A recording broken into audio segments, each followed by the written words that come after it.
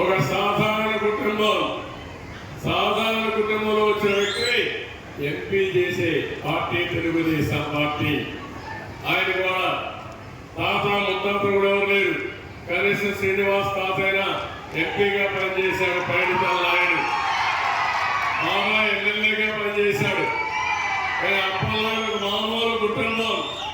ఒక మామూలు కుటుంబం పేద కుటుంబం యొక్క అభ్యర్థిని నేను ఎంపీగా పెట్టారంటే అది పేదవాళ్ళ పైన మాకుండే అభిమానం.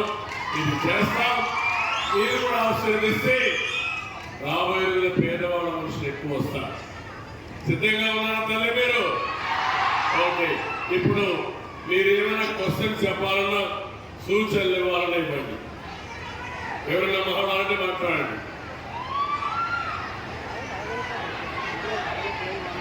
ఎవరైనా మీలో నుంచి మాట్లాడాలి అనుకో